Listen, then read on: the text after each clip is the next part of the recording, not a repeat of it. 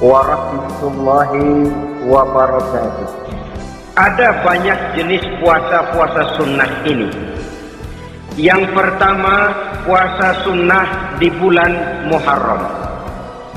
Rasulullah sallallahu alaihi wasallam bersabda,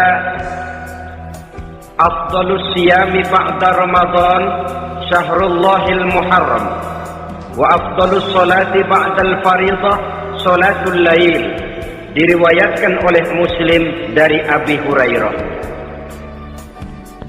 Puasa yang paling utama sesudah puasa Ramadan tidak lain adalah puasa di bulan Muharram.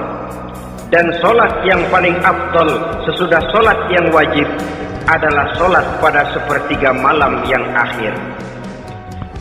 Puasa di bulan Muharram merupakan puasa sunnah dan mempunyai nilai yang sangat besar dalam pandangan Allah Subhanahu wa ta'ala. Buat mereka yang mampu melaksanakan puasa sunnah di bulan Muharram ini, boleh melaksanakannya selama 10 hari. Hari yang pertama boleh juga 3 hari saja, atau setidak-tidaknya 1 hari daripada bulan Muharram. Yang kedua, puasa 10 hari daripada bulan Zulhijjah. Karena bulan Zulhijjah ini memang termasuk bulan yang dimuliakan oleh Allah Subhanahu wa taala. Pertama, di sana ada hari Tarwiyah, ada hari Arafah, ada hari Kurban, ada Talbiyah, ada pelaksanaan haji dengan segala manasiknya. Maka puasa sunnah di bulan Zulhijjah merupakan amalan yang sangat utama dan besar pahalanya dalam pandangan Allah Azza wa Jalla. Sebagian ulama menjelaskan, man shoma hazihil ayyam akramahullahu bi asyri asya'in. Siapa orang yang melaksanakan ibadah puasa sunnah pada hari-hari 10 di bulan Zulhijjah ini, Allah Subhanahu wa ta'ala akan memuliakannya dengan 10 macam perkara. Saudara, ini keuntungannya. Yang pertama, orang yang puasa di hari-hari 10 bulan Zulhijjah diberikan al-barakah fi umrihi, diberikan keberkahan pada umurnya. Setiap kita ingin memperoleh umur yang berkah. Umur yang berkah itu yang bagaimana? Apa yang jumlahnya panjang? Mungkin. Tetapi yang jelas, umur yang berkah ini adalah umur yang bisa dipertanggungjawabkan di hadapan Allah Subhanahu wa ta'ala. Artinya, umur yang diisi penuh dengan kebajikan, umur yang diisi dengan segala macam kegiatan ibadah, dan umur yang dengan demikian sungguh pun kita sudah mati, jasad terkubur dalam tanah, nama kita akan tetap hidup, dikenal orang oleh karena kebajikan yang kita kerjakan. Saya kira akan lebih merupakan azab ketimbang nikmat kalau orang diberikan umur panjang tapi hanya untuk menumpuk-numpuk dosa saja. Kan lebih baik mana? Umur pendek banyak pahala, umur panjang banyak dosa. Lebih baik mana? Hah? Saya yakin yang paling baik tentu umur panjang banyak pahala. Paling sial umur pendek dosa melulu. Sudah diberikan umur pendek, tidak seberapa, dosa berlipat ganda. Itu kalau orang kampung bilang tekor namanya. Rugi. Umur pendek hanya untuk menumpuk-numpuk dosa. Boleh jadi kalau umat-umat zaman dulu, saudara, mereka diberikan umur panjang. Nabi Adam, kita tahu Nabi Adam itu 2000 tahun umurnya. Nabi Nuh 950 tahun. Umatnya ya rata-rata segitu itu. Nah, kalau mereka misalnya punya umur 800 tahun, lalu 200 tahun mereka melakukan dosa, kan masih punya restan 600 tahun untuk taubat. Karena umurnya diberikan jatah panjang.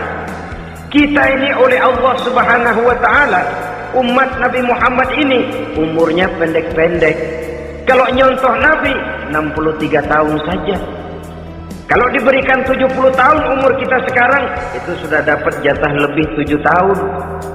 Alhamdulillah bahwa Allah memberikan saat-saat, waktu-waktu, tempat-tempat yang punya nilai istimewa, sehingga umur yang pendek ini bisa bernilai panjang, nilai ibadahnya bisa bernilai pahala seperti umat yang berumur panjang dahulu itu. Karena itu manfaatkan umur dengan baik, dan salah satu keberkahan daripada umur akan datang dengan melaksanakan ibadah puasa sunnah. Ini yang pertama. Yang kedua, az-ziyadatu fi malihi, diberikan tambahan hartanya, menjadi orang kaya. Kaya apa? Kaya hati setidak-tidaknya. Karena dengan tekun dan rajin melaksanakan ibadah puasa yang segera tertanam dalam jiwa seseorang, merasakan cukup di dalam kehidupan. Itulah dia orang yang paling kaya, orang yang hidupnya paling cukup. Kalau orang sudah merasa cukup dalam hidupnya, maka itulah dia orang yang kaya. Saudara-saudara kaum muslimin rahimakumullah, puasa sunnah memberikan tambahan harta, usahanya berkembang, dengan demikian membawa keberkahan, hartanya makin bertambah, akan menunjang ibadahnya kepada Allah, lebih memantapkan dan membawa ketenangan dalam hidupnya. Itu termasuk berkahnya melaksanakan puasa sunnah ini. Yang ketiga, al-hifzu fi iyalihi, diberikan penjagaan, perlindungan terhadap keluarganya, anaknya sehat, sanak famili dan handai tolannya terjaga dan terpelihara dari segala malapetaka, dari segala mara bahaya, kesehatannya terjamin dan terpelihara. Itu sudah merupakan modal yang sangat besar di dalam kita mengarungi kehidupan. Sebab rasanya sulit untuk bahagia, duit kita banyak sekali, usaha kita selalu mendatangkan untung yang berlipat ganda. Tapi sebentar-sebentar anak kita sakit, yang ampek, yang korengan, yang kena musibah, ndak karu-karuan sakit, berobat sampai jutaan rupiah. Itu kan sudah tidak membawa kebahagiaan. Uang masuk yang begitu banyak jumlahnya, habis akhirnya untuk berobat saja. Sebenarnya hitung-hitung ya seri-seri juga. Usaha berhasil, duit banyak, habis untuk berobat. Nah, sama juga saudara-saudara. Jadi dengan demikian, biar duit kita banyak, asal keluarga pada sehat saja, udah enak bener itu. Duit banyak, ekonomi cukup, keluarga sehat, nikmat rasanya menjalani kehidupan ini. Yang kiamat sudah duit kagak barang seperak, keluarga ampek semua. Kiamat sudah. Saudara hadirin yang saya hormati, jadi yang ketiga, Allah memberikan pemeliharaan terhadap keluarganya. Satu kali orang dipelihara Allah, tidak satu kekuatan pun yang bisa mencelakakan. Satu kali orang disengsarakan Allah, tidak satu tenaga pun yang mampu menyelamatkannya. Itulah sebabnya perlindungan Allah, pemeliharaan Allah terhadap diri dan keluarga sangat kita perlukan di dalam kehidupan ini. Dengan melaksanakan ibadah puasa, kita mendekatkan diri kepada Allah. Dengan dekat kepada Allah, maka Allah pun dekat kepada kita. Sehingga dalam hadis qudsi dikatakan, ta'arraf ilallahi firraha ya'rifka fisyiddah. Ingatlah kepada Allah di waktu kamu senang, agar Allah ingat kepada kamu di waktu kamu susah. Yang kita laksanakan kadang-kadang sebaliknya. Waktu susah kita ingat Allah, waktu senang kita lupa Allah. Akhirnya nanti pada waktu kita melarat, kebelangsak, susah dan sebagainya, pertolongan tidak akan datang kepada kita. Benar, ta'arraf ilallah firraha ya'rifka fisyiddah. Ingatlah kepada Allah di waktu kamu susah, ingatlah kepada Allah di waktu kamu senang, agar Allah ingat kepadamu di waktu kamu mendapat kesusahan. Umumnya watak manusia memang kalau sudah dapat susah, ingat kepada Allah. Waktu duduk, waktu berbaring, sambil tidur, dalam segala keadaan Allah disebutnya, Allah dimintakan pertolongannya. Tapi dikala dia berada pada posisi di atas angin, merasa senang, bahagia, Allah terlupakan. Saudara-saudara kaum muslimin, itu yang ketiga. Yang keempat, at-takfiru li sayyiatihi. Orang yang melaksanakan puasa sunnah itu diampuni segala dosa dan kesalahan yang telah dilakukannya. Dan yang kelima, at-tad'ifu li hasanatihi. Diberikan balasan yang berlipat ganda dari segala kebaikan yang dikerjakannya. 1 bisa berbalas 7, 7 bisa berbalas 10, 10 masih berbalas 100, masih ditambah dengan wallahu yudha'ifu liman yasha. Allah melipat gandakan pahala orang-orang yang dikehendakinya. Maka carilah satu kebaikan yang apabila kita kerjakan, dosa akan dihapus dan nilai pahalanya menjadi berlipat ganda. 1 kali kita bekerja, 230 bisa kita raih dan kita jangkau. Yang keenam, orang yang melaksanakan puasa sunnah di bulan Zulhijjah, at-tashil li sakarati mautihi. Diberikan kemudahan pada saat menghadapi sakaratul maut. Maut a mysterious problem. Dia adalah pintu yang setiap orang pasti akan memasukinya. Bahwa mati adalah mati, itu semua kita tahu. Tapi hakikat orang pada saat menghadapi mati itu kan berbeda-beda. Ada yang matinya itu gampang sekali, persis orang tidur saja, tidak nampak gelisah, tidak bikin susah yang hidup, tidak gelimpangan di tempat tidur, persis seperti orang mau tidur saja. Ada yang sulit sekali menghadapi sakaratul maut, gelimpangan di tempat tidur, bikin bingung orang yang nunggu. Kadang-kadang seperti kerbau digorok lehernya. Saudara-saudara, sulit menghadapi sakaratul maut. Oleh karena itu, Rasulullah sallallahu alaihi wasallam sering beliau itu kalau berdoa membaca Allahumma hawwin alayya fi sakaratil maut.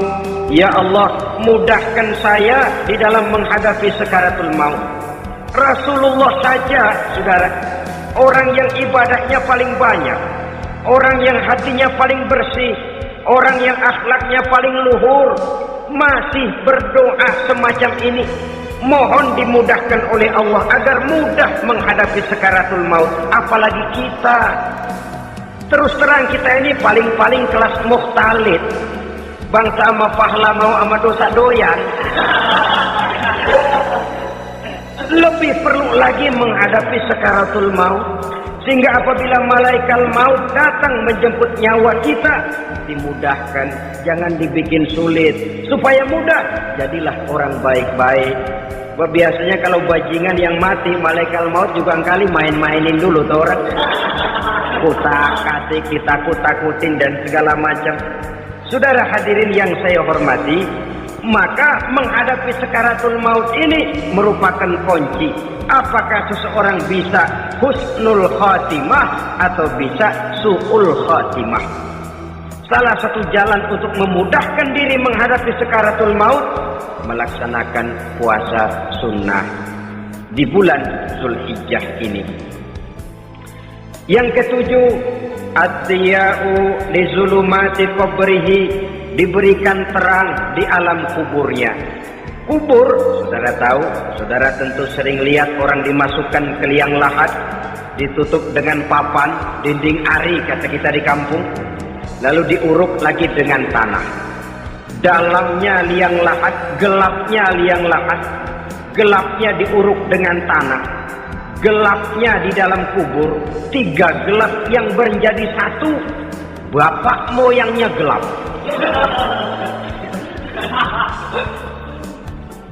Puasa sunnah ini merupakan terang di alam kubur kita nanti. Yang kedelapan, at-tasqil limizanihi. Diberikan keringanan pada timbangan di hari akhirat nanti. Bahwa setelah dibangkitkan dari kubur, setiap kita akan menghadapi perhitungan, akan ditimbang segala macam kebaikan dan segala macam kejahatan yang pernah kita lakukan di dalam kehidupan.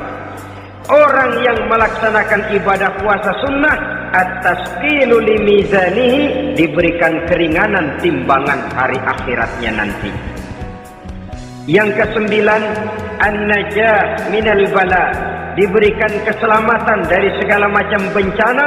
Dan yang ke-10, as-su'ud ala darajatihi, diberikan ketinggian, naik derajatnya. Derajat di dunia, lebih-lebih lagi derajat di akhirat nanti. Ini keutamaan yang diberikan Allah Subhanahu wa ta'ala kepada mereka yang melaksanakan ibadah puasa 10 hari di bulan Zulhijjah menurut penjelasan sebagian dari para ulama kita. Jadi setelah puasa Muharram ada lagi puasa Zulhijjah. Kemudian puasa sunnah yang ketiga, puasa sunnah pada hari Senin dan hari Kamis. Apa sumber hukumnya? Diriwayatkan oleh Imam Muslim dari Abi Qatadah.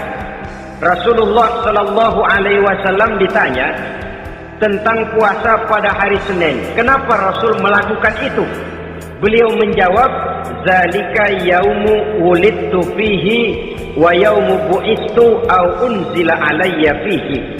Hari Senin itu adalah hari di mana aku dilahirkan dan hari di mana aku dibangkitkan. Wahyu pertama turun kepadaku pun pada hari itu. Maka sunnah melaksanakan puasa pada hari itu.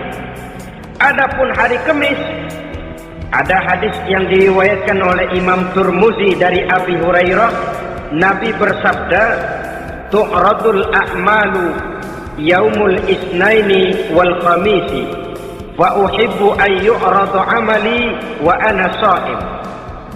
Diangkat, disetor amal setiap manusia pada hari Senin dan pada hari Kamis. Maka aku ingin, kata Nabi, agar pada saat amalku disetor itu aku sedang puasa. Jadi malaikat itu menurut riwayat ini mencatat, menyetorkan catatan amalan seseorang pada hari Senin, pada hari Kamis. Tiap hari Senin amalan kita disetor oleh malaikat. Catatan terakhir tentu yang sedang kita kerjakan. Sehingga yang masuk daftar, saya tinggalkan orang ini, dia sedang puasa. Karena naik catatan amalnya pada hari Senin. Kamis diangkat lagi, catatan paling akhir, saya tinggalkan orang ini, dia sedang puasa. Itu makna fa uhibbu ayyurada amali wa ana shaim. Aku senang kalau pada saat amalku disetor, catatan paling akhir aku lagi puasa. Satu keistimewaan. Alangkah celaka tiap amalan disetor kita sedang berbuat jahat. Senin, Kamis, teler, mabok, judi. Tiap amalan disetor catatan akhirnya saya tinggalkan si fulan lagi teler. Laporan Senin. Kamis laporan lagi, saya tinggalkan si fulan lagi mirit kartu. Saudara hadirin yang saya muliakan, alangkah jeleknya catatan kita. Oleh karena itu sunnah puasa pada hari Senin dan hari Kamis. Ini amalan sunnah, saudara-saudara. Dan oleh karena ini amalan sunnah, sebagian ulama memberikan penjelasan, walaupun lupa niat, kalau sudah malam itu lupa niat, boleh niatnya sudah siang puasa sunnah ini. Dengan catatan dari pagi belum makan apa-apa. Malam saudara lupa. Tahu-tahu ingat ini hari Senin, ini hari Senin. Dan jam 10, niatlah jam 10 itu. Sah puasanya asal dari pagi belum makan apa-apa. Tapi kalau sudah dapat 2 piring baru niat, jam 10 itu lain, ngojek namanya. Jadi puasa sunnah yang ketiga, puasa pada hari Senin dan hari Kamis. Yang keempat, puasa jenis sunnah yang keempat, puasa 6 hari di bulan Syawal. Diriwayatkan oleh Imam Muslim dari Abi Ayyub bahwa Nabi bersabda, man shoma ramadhana summa atba'ahu sittan min syawal kana kasiyamid dahri. Barang siapa yang berpuasa di bulan Ramadan kemudian diikutinya dengan 6 hari di bulan Syawal, maka dia seolah-olah seperti orang yang berpuasa 1 abad lamanya. Allahu Akbar. Demikian besar keuntungannya. 6 hari di bulan Syawal sama dengan orang yang berpuasa 1 abad lamanya. Ini fadailul a'mal, saudara-saudara. Jangan diartikan karena menang sudah puasa 6 hari bulan Syawal, Ramadan tahun depannya lantas nggak puasa. Kenapa? Ukurannya sudah 1 abad. Bukan itu pengertiannya. Ini mendorong orang memberikan ganjaran pahala yang sedemikian besar. 6 hari setelah Ramadan, artinya di bulan Syawal. Tidak pada hari pertama Syawal karena haram hukumnya berpuasa pada hari fitri itu. 6 hari di bulan Syawal. Tinggal lihat yang mampunya saja. Boleh berurutan, boleh tidak berselang-seling, boleh. Asal saja jumlahnya 6 hari selama masih bulan Syawal itu. Hari ini 3 hari lagi, 4 hari lagi, diselang-seling atau berurutan, itu juga lebih baik.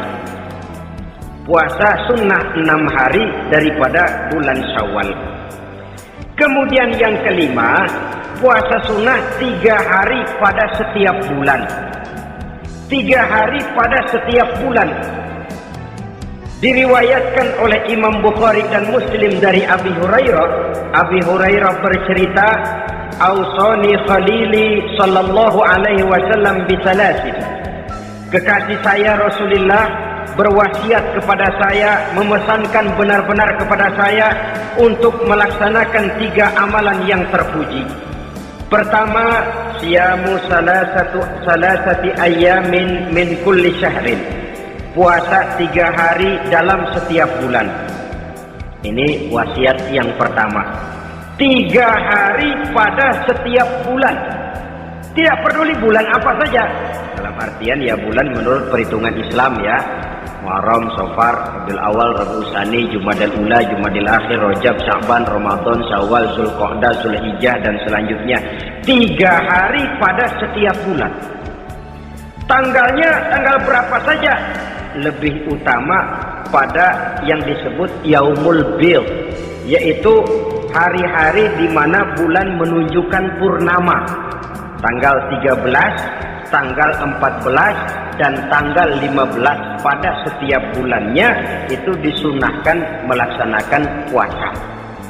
Itu wasiat pertama, puasa 3 hari pada setiap bulan.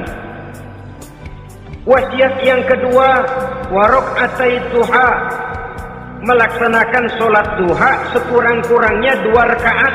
Itu wasiat yang dipesankan benar kepada saya, kata Abi Hurairah. Pertama, puasa 3 hari pada setiap bulan. Yang kedua, usahakan jangan meninggalkan 2 rakaat minimal daripada sembahyang duha. Kita tahu sembahyang duha itu sembahyang sunnah di waktu pagi seketika matahari naik sepenggalahan. Sekurang-kurangnya 2 rakaat, sebanyak-banyaknya 8 rakaat. Di antara fadilah atau keutamaan daripada sholat duha ini yaitu menyangkut masalah rezeki dan usaha. Kemudian wasiat yang ketiga, wa an utira qabla an anama. Beliau sangat berwasiat kepada saya untuk sholat witir sebelum tidur. Artinya sholat malam sebagai amalan sunnah di dalam kehidupan kita. Jadi saudara-saudara, dalam hidup ini kita akan selalu berbentur dengan keperluan.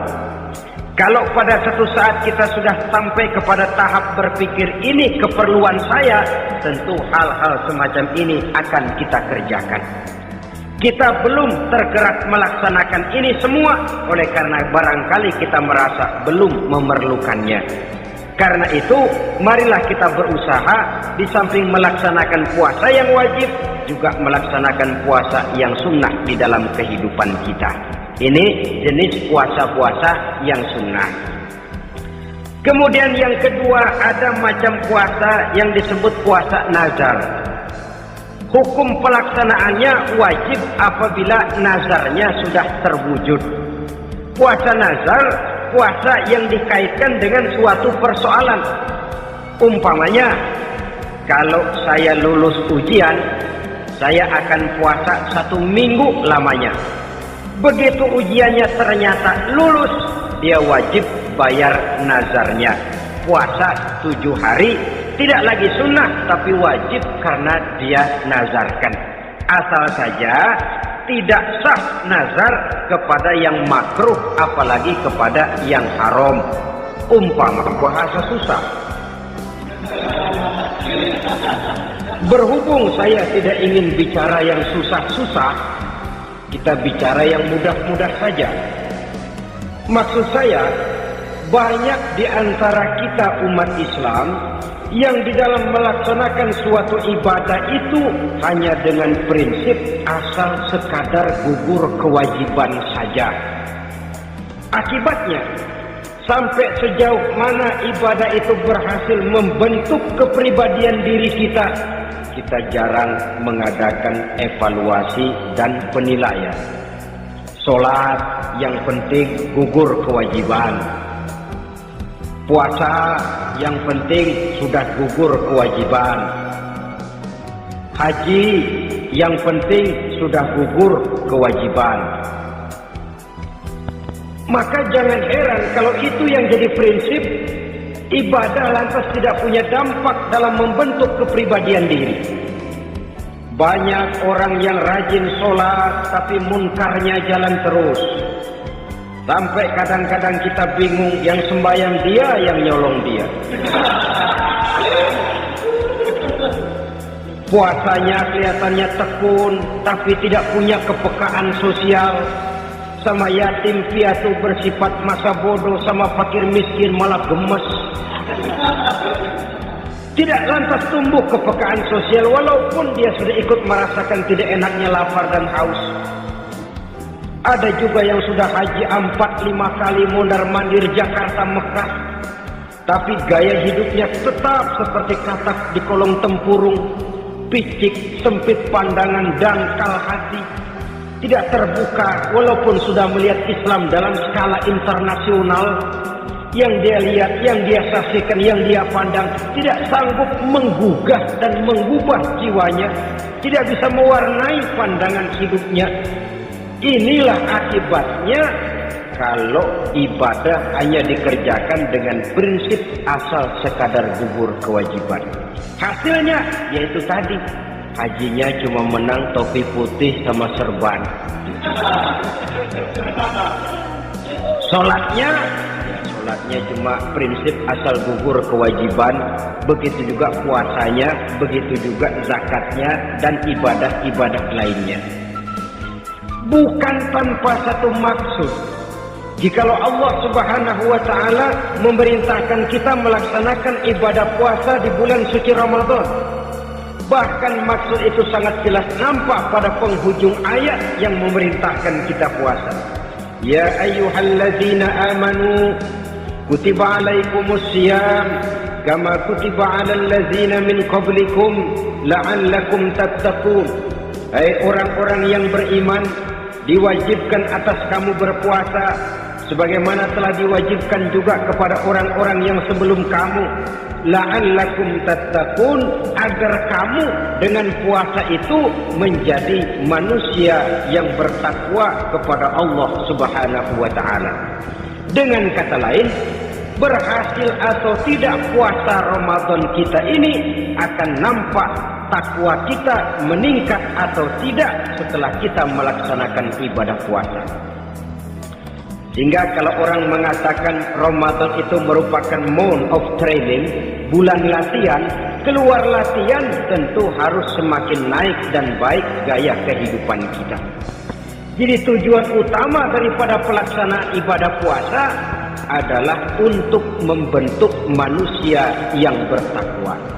Nah, takwa itu kata Imam Qusairi hurufnya ada 4. Ta, qaf, wawu, ya.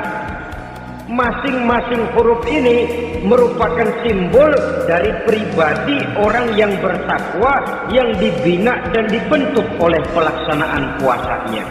Mari kita lihat. Huruf ta adalah lambang dari sifat tawadhu, rendah hati. Orang yang bertakwa, orang yang tidak mempunyai sifat sombong. Puasa menanamkan kita kesadaran terhadap kelemahan, terhadap keterbatasan, terhadap segala ketidakmampuan yang kita miliki. Ya Allah, baru sehari nggak kena makan, nggak kena minum, sudah begini lemesnya. Puasa memang, kalau pagi orang masih sehat, masih terdorong oleh sahur, siang masih lumayan, tapi zuhur ke atas biasanya mulai sikap lemah manusiawi, keterbatasan kekuatan biologis itu mulai nampak. Dari sini tanam satu kesadaran. Kalau begitu apa yang mau disombongkan di hadapan Allah? Kaya, siapa sih orang paling kaya? Ilmu, siapa sih orang paling pintar? Pangkat, siapa sih orang paling tinggi jabatannya? Dari sifat semacam ini lahir introspeksi, rasa mawas diri, timbul sifat tawadhu'nya, rendah hatinya, tidak melonjak menjadi angkuh dan sombong lantaran sedikit kemampuan dan kekuatan yang dimilikinya. Lalu untuk sikap yang lebih jauh, terbentuklah apa yang dinamakan stabilitas temperatur batin. Orang tetap konstan menjaga nilai-nilai idealisme yang pernah dimilikinya. Dia mulai dengan adil, dia berjalan tetap dengan keadilan, dan dia berakhir juga tetap dalam keadilan. Jangan mulainya adil, tengahnya setengah adil, di akhirnya malah zalim sama sekali. Ini tidak punya stabilitas temperatur batin. Kan banyak orang begitu toh. Mulanya benar, belakangan mau benar sendiri. Mulanya sudah rela berkorban buat kepentingan orang banyak, belakangan malah selalu mengorbankan kepentingan orang banyak. Waktu dibawa rajin baca ayat kursi, dapat kursi lupa ayat.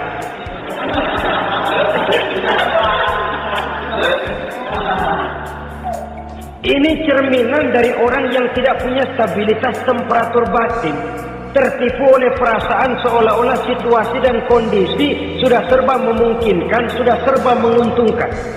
Orang yang dibentuk pribadinya oleh pelaksanaan ibadah puasa, dia sadar apapun keberhasilannya, apapun kedudukannya, apapun nilai kekayaannya, itu cuma sebagian kecil sekali dari apa yang ada pada zat Allah Subhanahu wa ta'ala.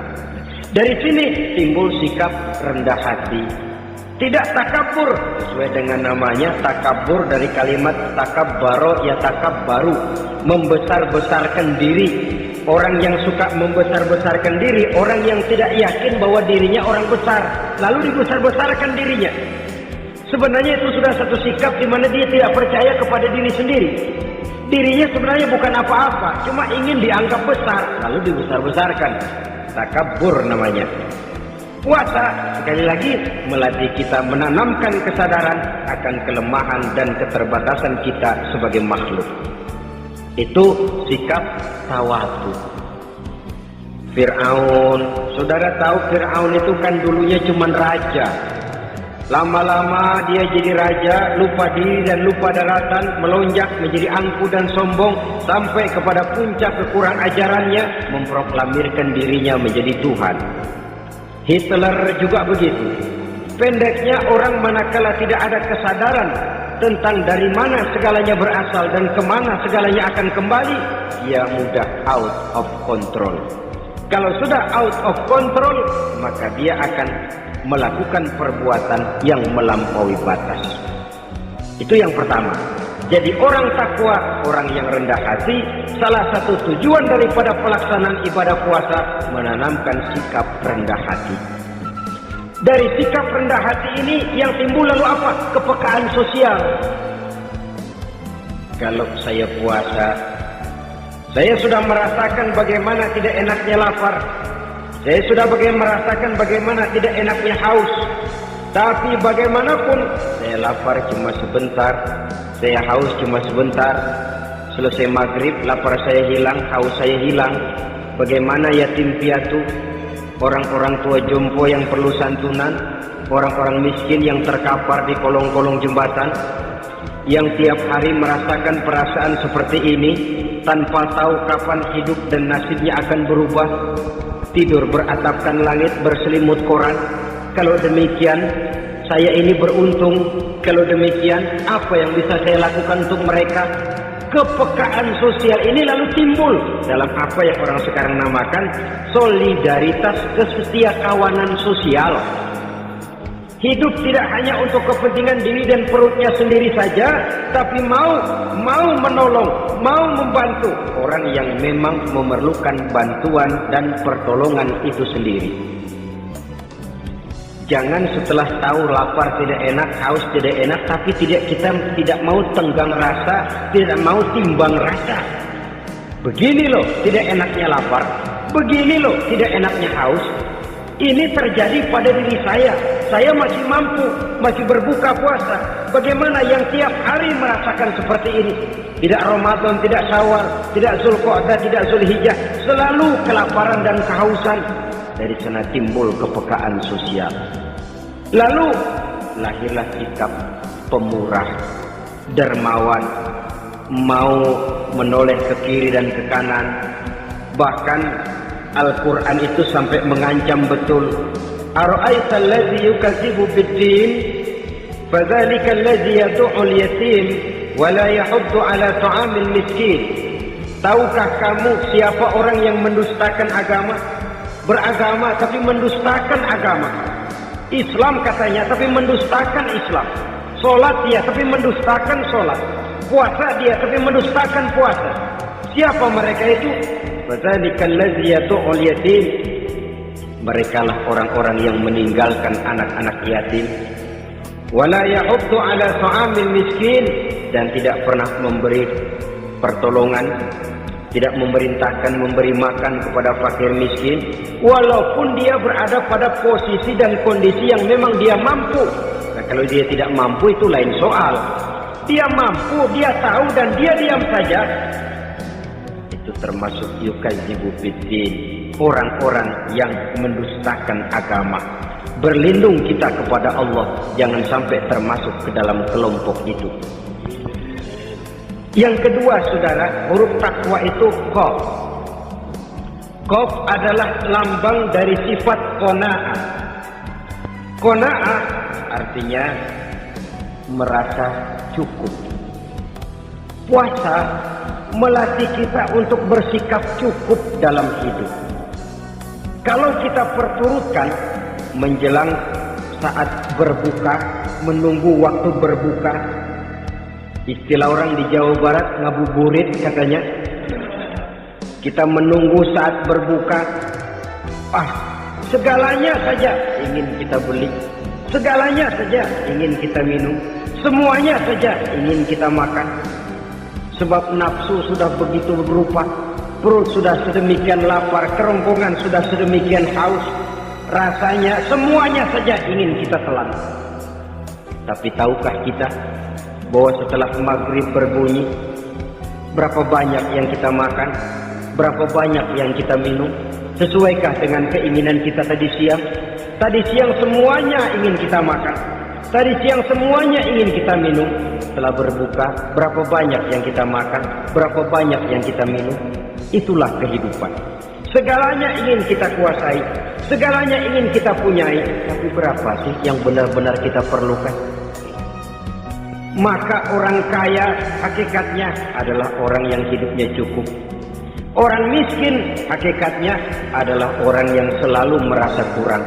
Bagaimanapun besar rumah kita, banyak uang kita, berpuluh kendaraan kita, kalau hidup selalu merasa kurang, itu artinya kita masih miskin. Maka jikalau ingin menjadi orang kaya, kuncinya hakikatnya cuma satu, hati kita merasa cukup dengan yang diberikan Allah, bersyukur atas segala nikmatnya, dan dengan syukur itu, nikmat itu akan ditambah oleh Allah Subhanahu wa ta'ala. Puasa menimbulkan sifat qanaah, dan qanaah adalah watak daripada orang-orang yang bertakwa kepada Allah Subhanahu wa taala. Bukankah manusia di dalam berhadapan dengan harta persis seperti orang minum air laut? Makin diminum makin haus, makin diminum makin kering tenggorokan. Begitulah orang berhadapan dengan materi. Tadinya dia akan senang kalau dia merasa punya tanah ratusan hektar. Sudah ratusan hektar tidak cukup, ngelamun lagi. Alangkah nikmatnya kalau bisa beli gunung. Gunung dibeli. Sudah punya gunung, lihat laut. Aduh, kalau laut juga bisa dibeli. Beli lagi laut. Sudah punya laut, lihat ke atas langit, ada yang jual apa enggak ya?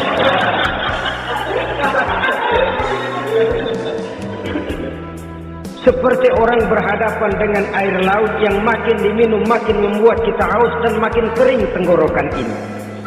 Maka itu harus dihentikan. Sikap untuk menghentikan itu tidak lain adalah dengan sifat qanaah itu tadi.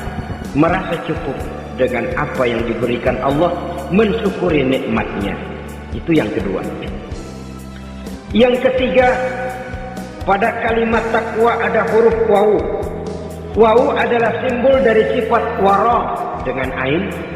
Wara, orang yang terpelihara dirinya baik dari yang syubhat, lebih-lebih dari yang haram. Syubhat, saudara tahu, barang yang remeng-remeng.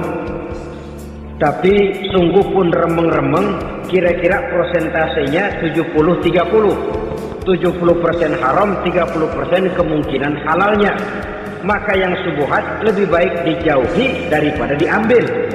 Orang yang punya kepribadian wara, dirinya terpelihara, jangankan dari yang haram, dari yang syubhat saja dia sanggup menjaga dan memelihara dirinya. Oleh karena itu saya heran, kalau orang di bulan Ramadan dia sanggup menjaga diri di waktu siang dari jenis makanan yang halal, dari jenis minuman yang haram. Ada tahu nganggur di meja siang, enggak dia makan. Ada air teh nganggur di meja siang, enggak dia makan. Padahal itu jenis makanan dan minuman yang halal. Tapi ketika datang maghrib, dia berbuka dengan makanan-makanan yang dibeli dari uang yang dihasilkan dengan cara yang haram. Bukankah itu sesuatu yang terbalik? Bukankah dengan demikian sudah tidak lagi menimbulkan sikap yang bisa memelihara dan menjaga kepribadian diri?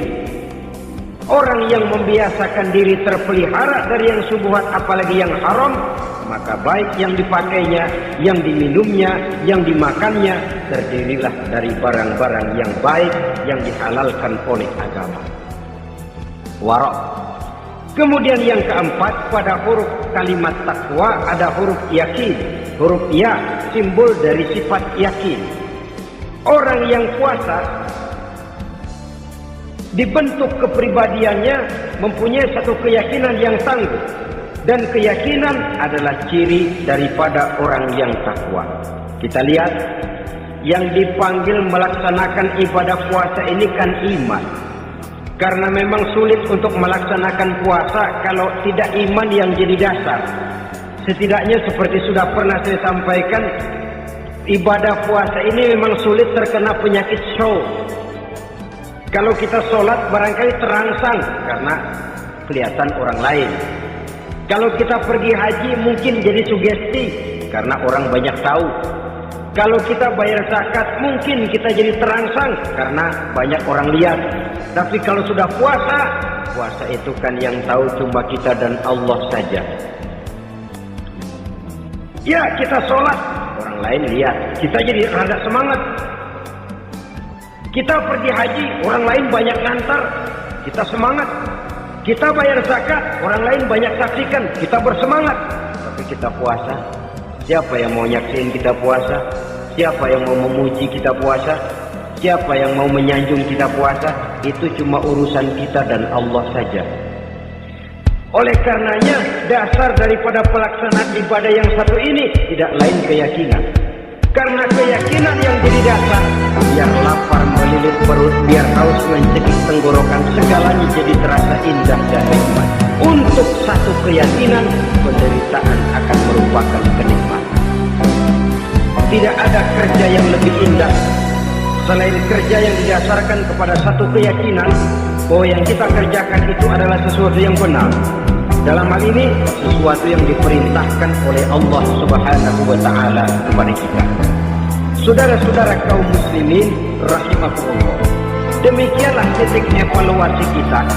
Jangan berpuasa hanya dengan prinsip asal sekadar menggugurkan kewajiban saja, yang akan berakibat Ramadan tahun ini berakhir begitu, Ramadan tahun depan berakhir begitu, dan dari tahun ke tahun kita hanya terjebak menjalani rutinitas ritualnya saja.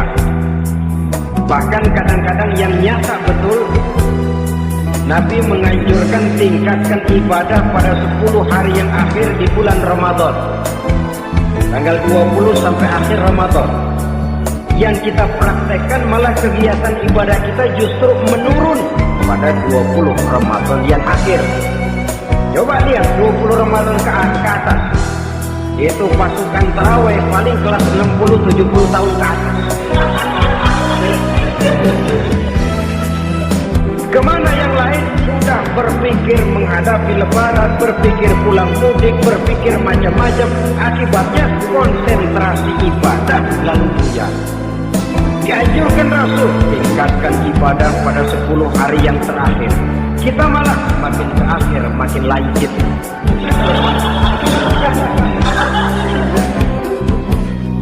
Saudara-saudara kaum muslimin rahimakumullah, kita terjebak oleh sesuatu yang sementara, oleh sesuatu yang bersifat kulit, lalu meninggalkan isinya. Padahal jikalau kita tidak mengisi Ramadan dengan kegiatan ibadah, berarti kita tidak keluar dari Ramadan dengan jiwa yang baru, yang sudah ditempa oleh pengalaman ibadah di bulan Ramadan. Artinya kita tidak kembali kepada fitrah, kesucian seperti saat kita dilahirkan. Lalu kalau kita tidak kembali kepada fitrah, apa yang mau kita rayakan pada Idul Fitri? Di mana letak kegembiraan kita? Di mana letak kebahagiaan hati? Kembalikah kita kepada fitrah? Tidak. Benarkah puasa yang kita kerjakan? Kelihatannya juga tidak. Adakah dampak dari pelaksanaan ibadah dalam pribadi kita? Tidak. Kadang-kadang Ramadan selesai malah teriak merdeka.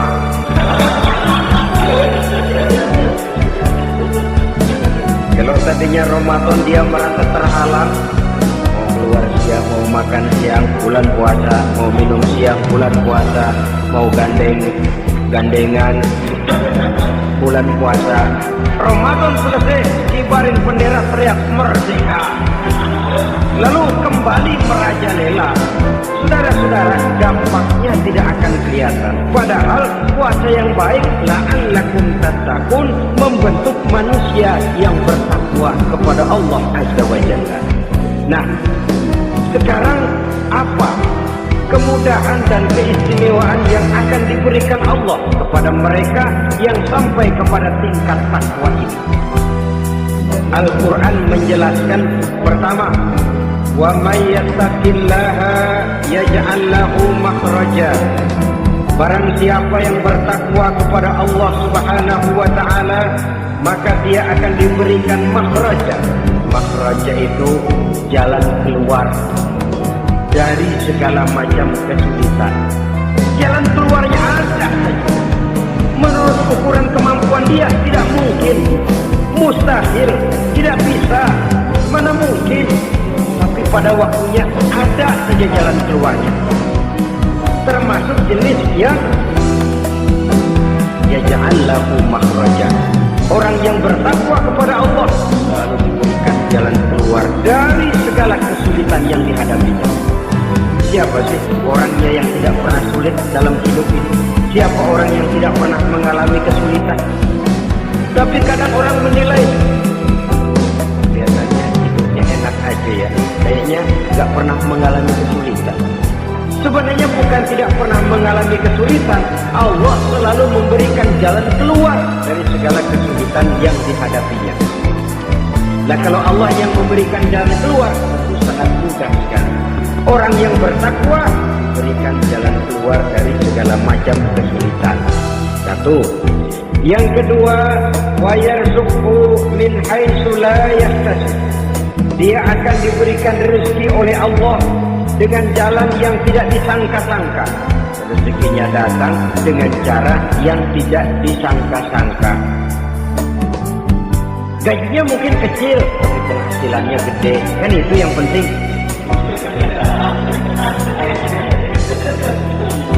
Gaji dengan penghasilan kan lain. Boleh jadi gaji kecil asal penghasilan gede, kan nikmat hidup itu. Nah, penghasilan ini ada yang bisa kita perkirakan. Bisa kita perkirakan. Misalnya gaji itu tadi. Kalau saya kerja, gaji saya begini. Ada rezeki yang masuk jenis min haitsu la yahtasib. Tidak kita sangka-sangka. Tidak kita duga-duga. Tahu-tahu ada saja rezeki. Datang orang bawa persoalan yang mendatangkan hasil. Sebab rezeki, jodoh, maut memang seperti bayangan.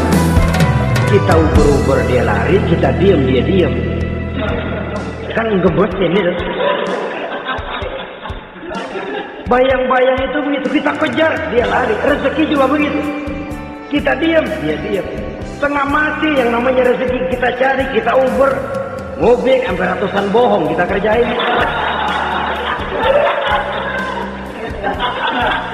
Tapi memang belum waktunya, ya, sulit untuk tembus. Tapi kadang-kadang giliran kita nongkrong di rumah, datang orang bawain rezeki. Itulah yang namanya rezeki. Tapi ini untuk orang yang bertakwa. Kalau tidak punya kredibilitas takwa, jangan lalu pakai ayat ini. Diberikan Allah dengan rezeki dengan jalan yang tidak disangka. Kan ada ayatnya dah, kita mah mantang aja di rumah dah. Ntar juga tuh rezeki datang. Ini fasilitas yang diberikan kepada orang yang wa may yattaqillah, bertakwa kepada Allah, yarzuqhu min haitsu la yahtasib, diberikan rezeki dengan cara yang tidak disangka-sangkanya. Maka kadar ketakwaan jangan membuat kita buruk sangka. Orang ya nggak kemana-mana, duitnya ada aja. Kalau dia takwa, Allah berikan jalan keluar. Jangan lantas melihat kiai orangnya ahli ibadah, ilmunya tinggi, akhlaknya luar biasa, takwanya tinggi, rezekinya lancar. Kalau husnuzon nih kiai nggak kemana-mana, duitnya banyak, miara tuyul kali ini. Itu termasuk jaminan Allah yang masuk kategori min haitsu la yahtasib. Yang ketiga, yaj'al lahu min amrihi yusra. Dimudahkan segala urusannya. Dimudahkan segala urusannya. Kemudian yang keempat, yukaffir anhu sayyi'atihi wa yu'azzim lahu ajra. Diampuni segala kesalahannya dan dibesarkan pahala kebaikan yang dikerjakannya. Maka mudah-mudahan puasa yang kita kerjakan mengantarkan kita kepada ketakwaan kepada Allah, dan takwa membuka janji Allah kepada kita di dalam kehidupan ini. Inilah saja yang kita bicarakan pada pertemuan ini. Mudah-mudahan ada manfaatnya. Terima kasih atas segala perhatian. Mohon maaf atas segala kekurangan. Usikum wa nafsi bitaqwallah. Wassalamualaikum warahmatullahi wabarakatuh.